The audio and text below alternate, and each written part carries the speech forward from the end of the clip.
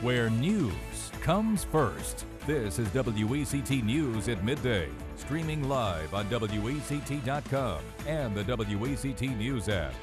Good afternoon and thanks for joining us. I'm Kim Ratcliffe. I'm Bob Bonner. We begin this afternoon with being robbed in broad daylight. This is a news story at noon. A suspect armed with a gun fired several shots while robbing two people in a busy part of town this morning.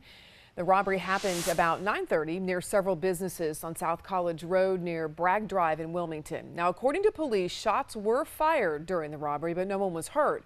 The robbery took place just a few blocks from Cape Fear Academy. The school was put on lockdown, but everything is back to normal now. We've learned the name of a man killed in a fiery truck crash. Troopers say Ricky Crocker was killed when he crashed his semi-truck into another car. This happened Sunday on US 7476 just east of Whiteville.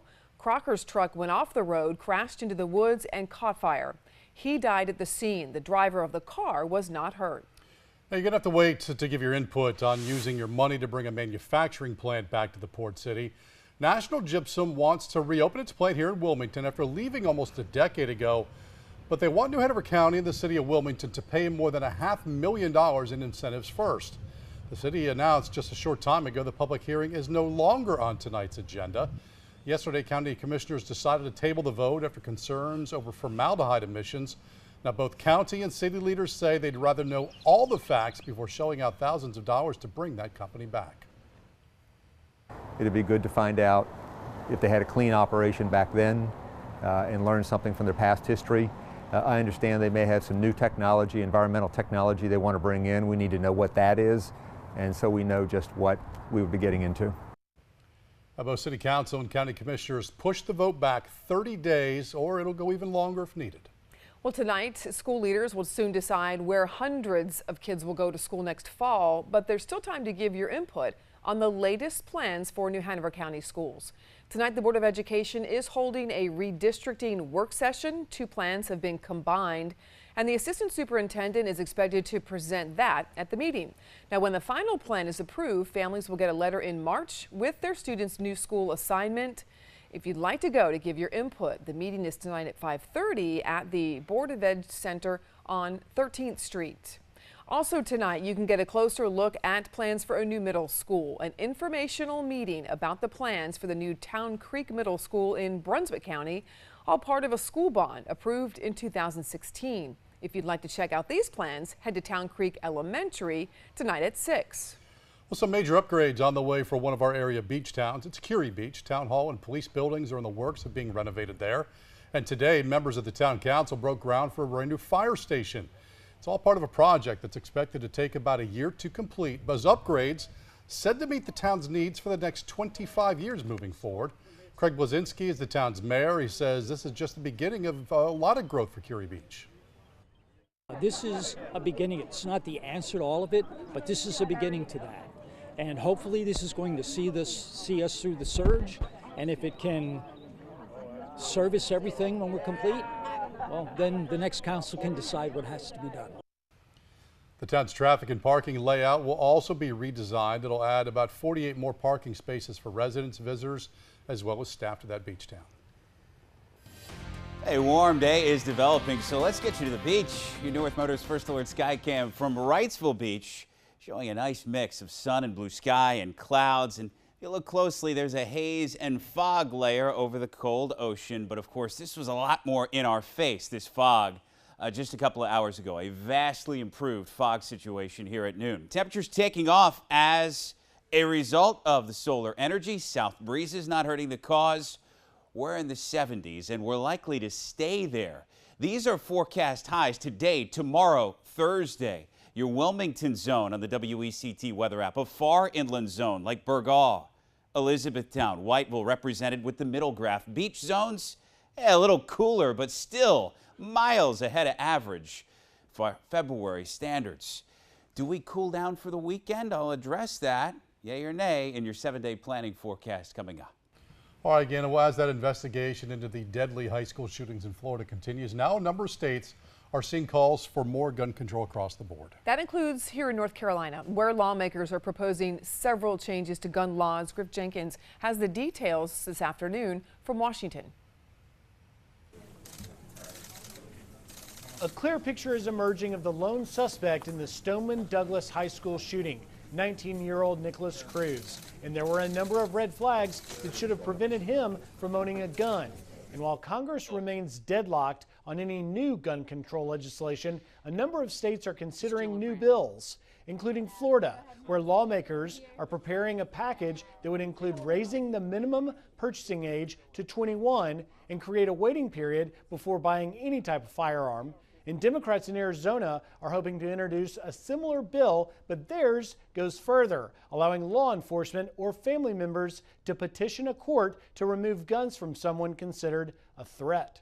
If you have somebody who is a loved one who is exhibiting signs or saying things that are threatening, you can temporarily restrict their access to firearms. In North Carolina, some lawmakers are suggesting raising the minimum age for purchasing rifles and also strengthening the background check system. If you were just arrested for domestic violence last week, they wouldn't know that. In other words, they don't have the latest information. But others see the shooting as proof more guns are needed, including one Florida city commissioner who wants to arm all public employees. If somebody came into a library and started shooting up the place, what are you going to do? I mean, the only thing you could possibly do is arm one of the librarians.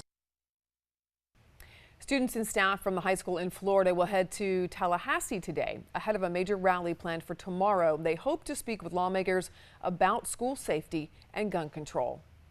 For the U.S. men's hockey team, it is all hands on deck as they head into the final days of the Olympic Games in Pyeongchang, and Team USA looking to close out the winter event on a bit of a hot streak. Yeah, after picking up medals on Monday, more now on the line as we head into Tuesday night, so a lot of excitement tonight. It's very early morning on the other side of the world.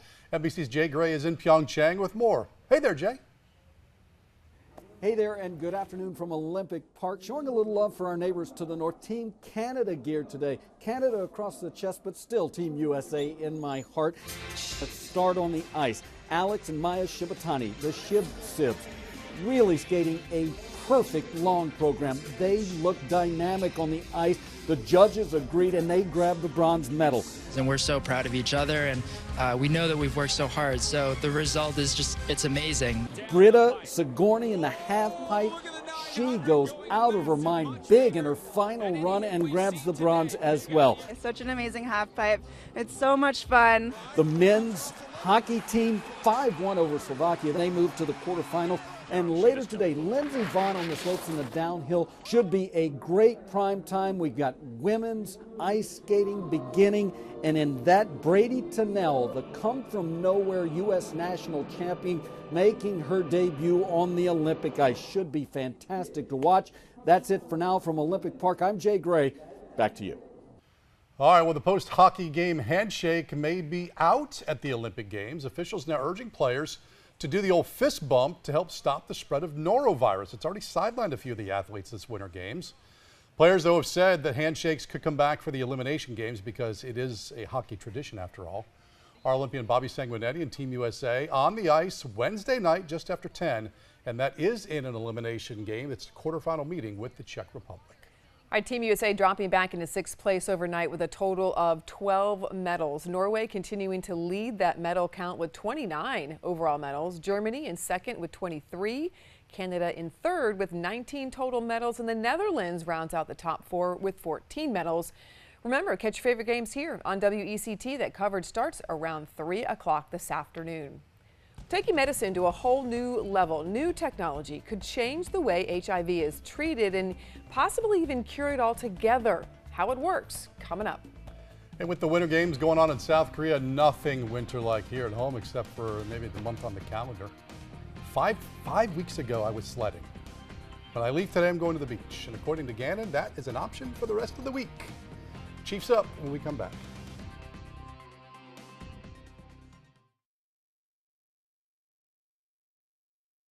Only tested those who were sick enough to visit a doctor. All right, Special Counsel Robert Mueller charging a lawyer now for making false statements about his contact with former Trump campaign aide, Rick Gates. Kevin Kirk explains this comes as the White House deals with the political reaction to the Florida massacre. President Trump remaining focused on the Russia investigation, questioning in a tweet why his predecessor didn't act to prevent Moscow from interfering in the elections. Obama was president up to and beyond the 2016 election, so why didn't he do something about Russian meddling? If this particular project was as big as the news media claims it was, then why didn't the National Security Agency, or why didn't the FBI, why didn't the Central Intelligence Agency? I mean, somebody's supposed to pick it up. Special counsel Robert Mueller has charged lawyer Alex van der Zwaan with lying to investigators about his conversations with former Trump campaign aide Rick Gates. The new charge announced just days after 13 Russian nationals were charged with interfering in the 2016 presidential election. Meanwhile, the White House is signaling cautious support for a measure sponsored by Senators John Cornyn and Chris Murphy to reinforce the federal database for background checks, but that only seeks to ensure laws already on the books are properly followed. Democrats and even some Republicans want to change laws regarding assault-style weapons, but the president, at least so far, has not shown a willingness to go down that road. He will be focused on school shootings with a pair of listening sessions this week, one on Wednesday involving students and teachers, another coming up on Thursday with school and community officials.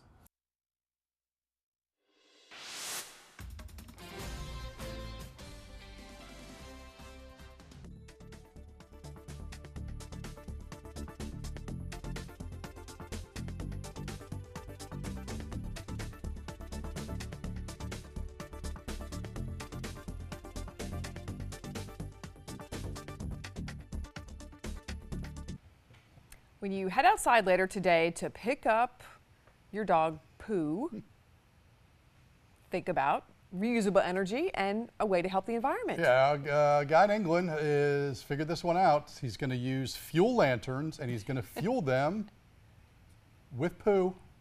The inventor Brian Harper says he can turn dog waste into lantern fuel.